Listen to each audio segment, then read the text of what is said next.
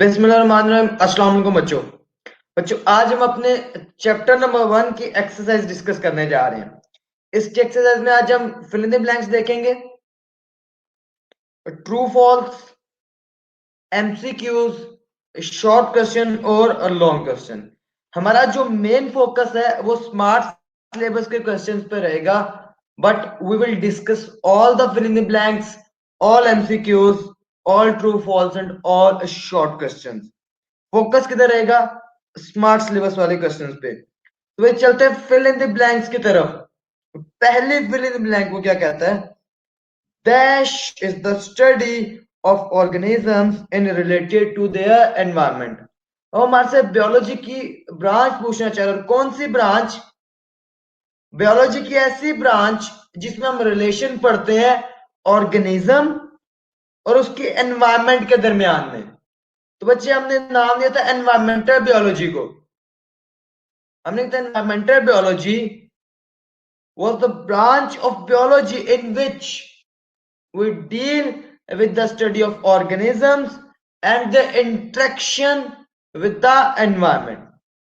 तो बच्चे पहले फिल इन द ब्लैंक का बच्चे मेरे पास आंसर क्या हुआ? Environmental biology is the study of organisms in relation to their environment. अब मूविंग टू द बच्चे second fill in the blank. इसमें भी एक ब्रांच ही हमारे से पूछना चाह रहा है। The study of living, the study of organisms living in fresh water bodies like river, lakes etcetera is known as fresh water biology. तो बच्चे ऐसी ब्रांच ऑफ बायोलॉजी जिसमें हमने कहा था कि वो डील करती है ऐसे लिविंग ऑर्गेनिज्म से जो फ्रेश वाटर में रह रहे हैं, लाइक रिवर्स, लेक्स। इन में जो हमारे पास लिविंग ऑर्गेनिज्म रह रहे हैं उनको बच्चे किस ब्रांच के अंदर स्टडी करते थे? फ्रेश वाटर बायोलॉजी के अंदर। तो बच्चे second fill in the blank का आंसर भी क्या होगा? Fresh water biology. So the study of organisms living in freshwater bodies like rivers, lakes, etc. is called freshwater biology. Next fill in the blank बच्चे। Dash is the branch of biology which deals with the study of social behavior and communal life of human beings. वो कहता है ऐसी branch of biology जो humans के social behaviour से और human के कम्युनल लाइफ से, कम्युनिटी में जो ह्यूमन रह रहे हैं कैसे रह रहे हैं और ह्यूमंस का आपस में सोशल बिहेवियर क्या है। ये बायोलॉजी की कौन सी ब्रांच बच्चे इसको डिस्कस करती है? कौन सी ब्रांच इसे रिलेट करती है? वो ह्यूमन बायोलॉजी है। Human biology is the branch of biology which deals with the human social behavior and their communal life. तो बच्चे हमारे पास third fill in the blanks का आंसर आ गया बच्चे, human biology. Moving to the fourth fill in the blanks. In dash body only 6 bioelements account for 99% of the total mass. तो बच्चे ह्यूमन बॉडी की बात हो रही है। ह्यूमन बॉडी में जो मेन 6 लाइफ एलिमेंट्स है, इसमें कार्बन आ जाता है, हाइड्रोजन, ऑक्सीजन, सल्फर, नाइट्रोजन और हमारे पास बीच में बचता है पोटाशियम। तो ये 6 ऐसे लिविंग एलिमेंट्स है जो 99% ऑफ ह्यूमन बॉडी बना रहे हैं। तो बच्चे fourth fill in the blanks का आंसर हुआ humans. In humans body only 6 bioelements accounts for 99% of the total mass of the body. Moving to the bache next fill in the blanks, which is fifth fill in the blanks.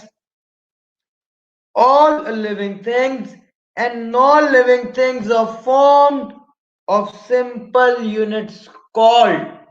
अगर तो बच्चों कहता है ना कि all living things are made up of simple units या structural और functional unit कहता, तब तो हम कहते हैं सेल। पर उसने सिर्फ लिविंग थिंग पे रुका नहीं है, वो कहता है all living things and non living things are made up of simplest particles या सिंपल यूनिट्स। तो बच्चे इसका आंसर है एटम्स। दुनिया में हर शय, हर चीज एटम की बनी है। तो बच्चे हमारे पास fifth fill in the blanks का आंसर क्या हो जाएगा? Atom. All living things and non-living things are formed of simple units which is known as atoms. Next fill in the blanks बच्चे, sixth one. Various organs in plants and various organ system in animals are assembled together to form an individual. बच्चे different organs जो काम same कर रहे हैं और different organ system levels जो function same कर रहे हैं, आपस में मिलके एक पूरे इंडिविजुअल को बनाते हैं। तो बच्चे हमारे पास इस six fill in the blanks का आंसर क्या होगा? Individual level. जैसे ह्यूमन को मिलकर बना रहा है circulatory system, nervous system, digestive system, excretory system, respiratory system, ये सारे डिफरेंट सिस्टम जिनके फंक्शन डिफरेंट है, मिल मिला के क्या बना रहे हैं? एक इंडिविजुअल। नेक्स्ट बच्चे नंबर 7। तो number 6 fill in the blank का आंसर बच्चे हमारे पास क्या हुआ? Individual. Number 7, a dash is a group of organisms of same species located in the same place at the same time. तो बच्चे ये हमारे पास है population. Population is the same group of species at same time located at the same location. तो बच्चा population the group of organism of the same species in the same place and at the same time. Next बच्चे number 8 dash is based on observation. तो बच्चे observation से next step क्या होता था? Hypothesis का, जिसको हम कहते थे the tentative explanation of observation is known as hypothesis. तो बच्चे हमारे पास 8th fill in the blank का आंसर क्या होगा बच्चे? Hypothesis. A hypothesis is based upon observation. Last fill in the blanks बच्चे हमारे पास, जो हमारे पास last fill in the blanks में हमें क्या कहता है कि a hypothesis is a result of deductive reasoning or it can be a result of consequences of a dash reasoning. तो बच्चे हम देखेंगे what is a deductive reasoning and what is inductive reasoning. तो बच्चों जो डिडक्टिव रीजनिंग थी, it was moving from general to specific, जबकि जो इंडक्टिव रीजनिंग थी, it was moving from specific to general. जैसे मैं कहता हूं all birds have wings and all birds do fly, sparrow have wings so it is a bird. मैंने general बात की कि सारे जो परिंदे हैं इन सबके पास विंग्स होते हैं, दे कैन फ्लाई। और मैं कहता हूं अगर स्पैरो एक परिंदा है, अगर स्पैरो एक लिविंग ऑर्गेनिज्म है, इसके पास विंग्स भी और ये फ्लाई भी कर रहा है, तो इसका मतलब है कि जो स्पैरो है ये भी एक बर्ड है। So if all birds have wings and they fly, sparrow is the organism and it has wing and it do fly, so I can say sparrow is also a bird. तो बच्चे मैं general से specific की तरफ move किया, इसको कहते हैं डिडक्टिव रीजनिंग। जबकि इंडक्टिव रीजनिंग क्या है? स्पेसिफिक से जनरल की तरफ जाना।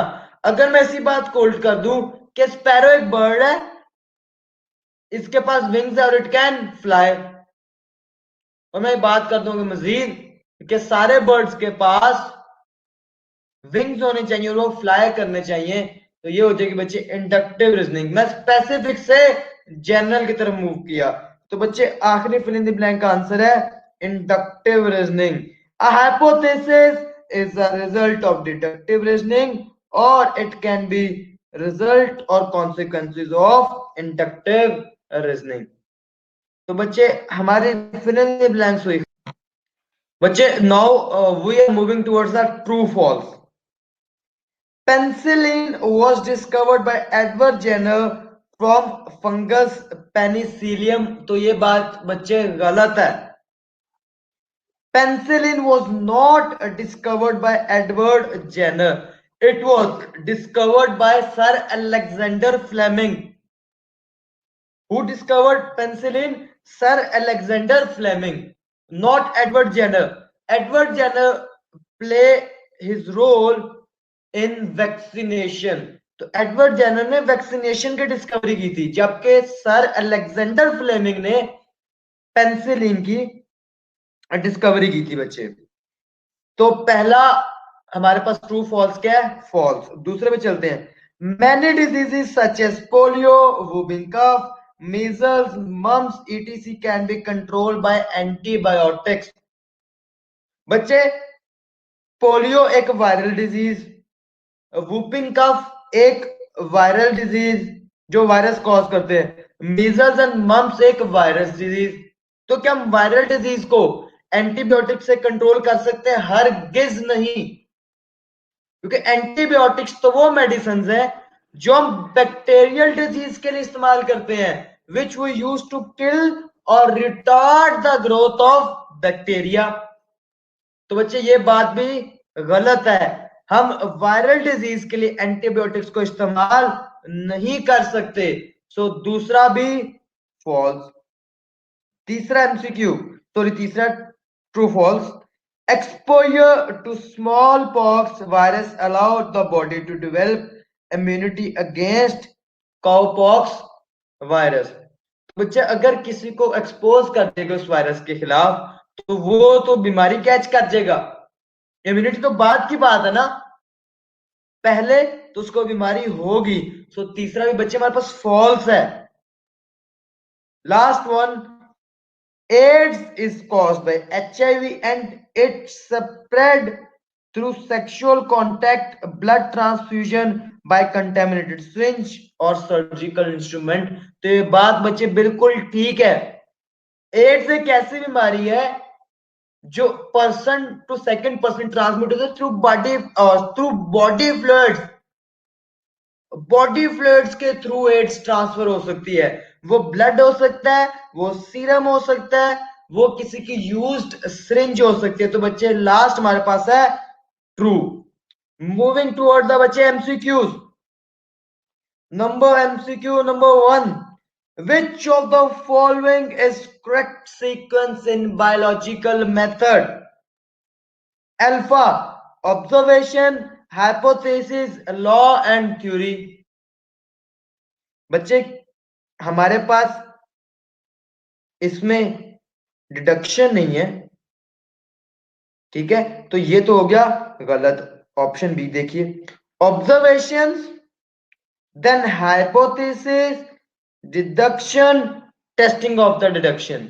अब तक ऑप्शन बीटा ठीक जा रहा है। देखते हैं क्या चार्ली और डेल्टा में कोई ऐसी चीज है जो बीटा से भी अच्छी हो। Option Charlie, hypothesis, observation, deduction, testing of deduction. तो बच्चे हाइपोथेसिस ऑब्जर्वेशन के बाद होती है, तो ऑप्शन चार्ली गलत। Last delta, law, theory, deduction and observation, तो ये भी गलत।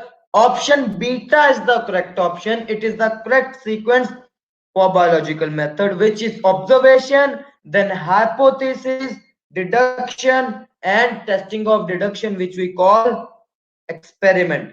तो बच्चे पहले का बीटा ऑप्शन करेक्ट आंसर होगा।